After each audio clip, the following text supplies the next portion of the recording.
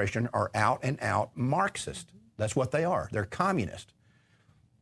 But let's not forget that the groundwork for all the things that they're doing, and the reason the Republicans can't jump up here and point fingers at them is because they laid the groundwork for all this during the Bush years.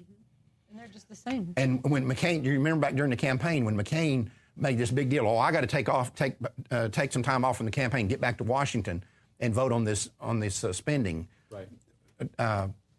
That's all that's happening now is that Obama is taking what McCain did and said, okay, we're going to expand it now to all these other areas. So that's why the Republicans aren't jumping up here pointing their fingers at these guys, is because they can't afford to.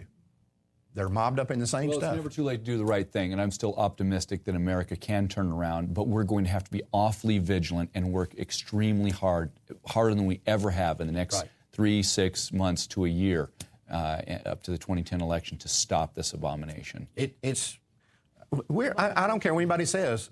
And I wish some of these Republicans would have the courage it would take just to come out and say, this guy is a Marxist. Right. I saw on something I was watching the other night, somebody said, Go ahead. Is Obama a Marxist? And this Republican says, oh, well, I don't think we ought to go that far and call him a Marxist. Right. Why not? Well, and I think that was John Boehner. And so the question was asked a few weeks ago when I was in front of Michael Steele and a bunch of conservatives, do you agree that, or can you say that Obama is a Marxist? And you know what he did? He dodged the question. Sure. He would not admit it. He's so obviously a Marxist, and they're afraid to say it. If they're afraid to say to President, you lie, then you know what? They're not qualified to be in office. But the problem is, Troy, you go to Washington, D.C., or you go to state capitals around the country or whatever, particularly in Washington, D.C., it's a collegial atmosphere. Right. And the Democrats and Republicans will go out in front of the cameras and say, oh, I hate this, and I hate this, and these guys are wrong, and they're this and they're that. And then as soon as the cameras go off, they go together and go off somewhere in a little room. And, I hear people say all the time, well, these people need to learn how to get along. No, we want an adversarial form of government. When these people are putting Marxism out there, I want a political party that comes out here and says they're Marxist. So the American people know exactly what they're doing. But right now, people say, well, I like for them to go together in a room and sit down and set aside their differences.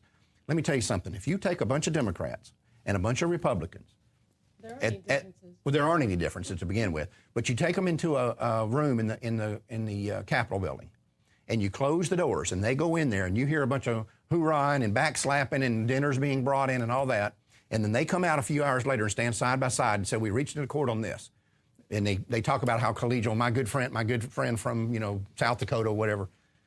What you know for a fact is that somebody got screwed in that room, and it was nobody that was in the room.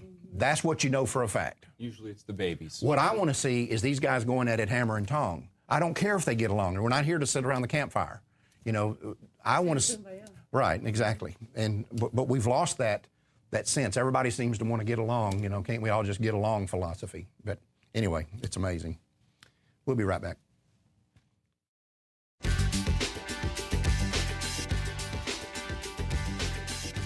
History shows that wars are not necessarily won by the side that does the most things right, but by the side that does the fewest things wrong. In the war you and I are fighting, we currently have a perfect example of how this plays out.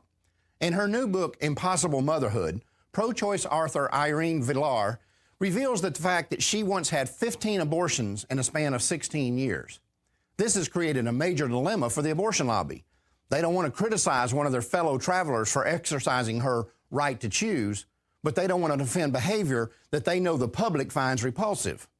So the strategy they've chosen is to suggest that this is a place where both sides of the abortion debate can come together and find common ground. Without completely throwing this woman under the bus, they want to make it seem like they don't approve of what she did.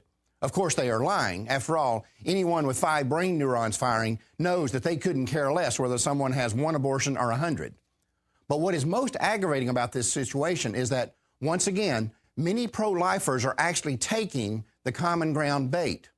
Of course, that means they are allowing the abortion lobby to turn a potential public relations nightmare into a chance to appear reasonable to the American people. Look, instead of joining hands and singing camp songs with these people, we should be forcing them to answer 3 simple questions. Number 1, if abortion is, as you claim, a fundamental right, what is your objection to what this woman did? I mean, we all acknowledge that freedom of speech is a fundamental right, and we don't suggest a limit on how often people should be able to speak their minds. So why is this any different? Question 2. If there is nothing wrong with one abortion, what's wrong with 15 abortions? And exactly where is that line drawn? Is it at 3 abortions, or 5 abortions, or 10? And what is the basis upon which you make this determination? Question 3. If 15 women each have 1 abortion, what is the moral distinction between that and Ms. Villar having 15 abortions? I mean, in both cases, 15 children are dead. Look at it this way. If a man goes into a daycare center and shoots 15 children to death, would that be worse than if 15 men had shot them? The point is, we must always make the abortion lobby defend every aspect of their position. In this case, we should be making them defend the fact that today, over 40% of the abortions they do are on women who've already had at least 1 prior abortion, and 10% of them are on women who've had 3 or more abortions.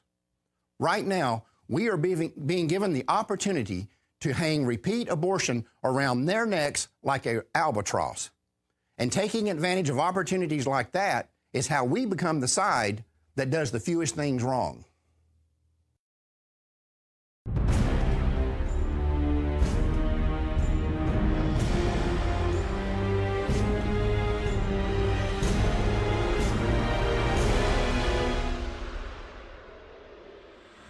Society can prevent those who are manifestly unfit from continuing their kind. 3 generations of imbeciles are enough. I do not join in the belief that the African is our equal in brain or in heart. We are paying for and even submitting to the dictates of an ever-increasing, unceasingly spawning class of human beings who never should have been born at all. The laws of nature require the obliteration of the unfit. The best way to hate a nigger is to hate him before he is born. American eugenicists were routinely praising Hitler and holding up the Nazi eugenics program as a model for the United States to copy. Non-white races must be excluded from America. The red and black races, if left to themselves, revert to a savage or semi-savage state in a short time. The only way possible of decreasing Negro population is by means of controlling fertility. Birth control facilities could be extended relatively more to Negroes than to whites, since Negroes are more concentrated in the lower income and education classes. We hope that the restraint of population growth can come about through voluntary means. But if it does not, involuntary methods will be used. There should be national sterilization for certain dysgenic types of our population who are being encouraged to breed and would die out were the government not feeding them. If this movement continues, we soon may be accused of fighting poverty by eliminating the poor and overcoming hunger by removing the hungry. For all their failures, what the eugenics movement had accomplished was to lay the foundation for the next phase of their plan. And this is where they would find the success that they had been chasing for over 100 years.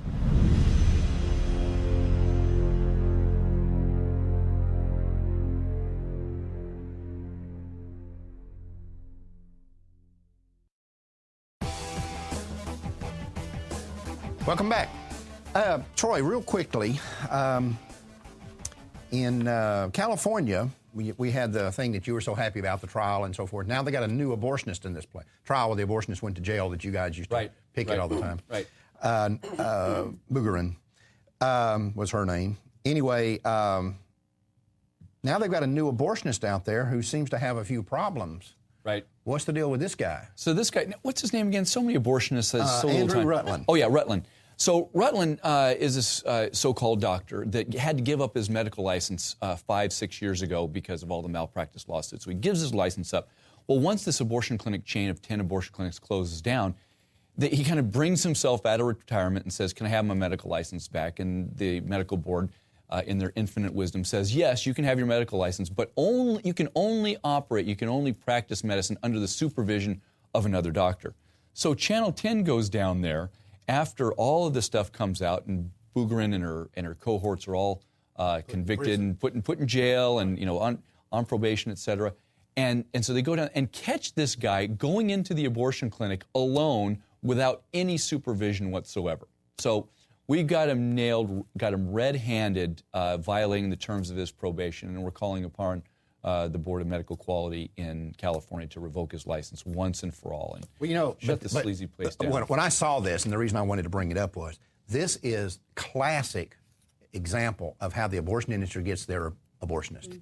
Because you look at the history of these guys, and they're always the washouts and the losers. Right. Not to mention the moral degenerates. They don't go down to Johns Hopkins and recruit a brain surgeon. We're looking for the best of the best here. Best and brightest.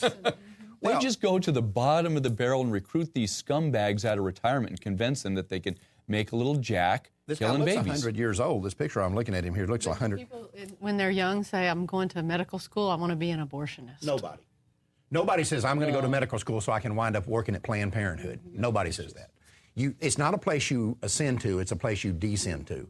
This is where you go when your medical career is shot. You can't do anything else when you're completely washed up and nobody wants you and you can't even make it in your own private practice. You head down to the local abortion clinic and you turn in your resume. This friend of mine, it's a physician, told me one time, he said, you know, years ago, when your medical career was washed up, you couldn't do anything. Then what that meant is you went to work for the prison system, you were a doctor in the prison system, or you went to work as a physician for an insurance company and went out to people's houses and took blood pressure and, you know, did those. That literally, he said, if you're a doctor and you couldn't get a medical career going, that's the kind of job or else you lost it because of malpractice. Today you wind up at Planned Parenthood, or some other sleazeball American clinic, abortion clinic.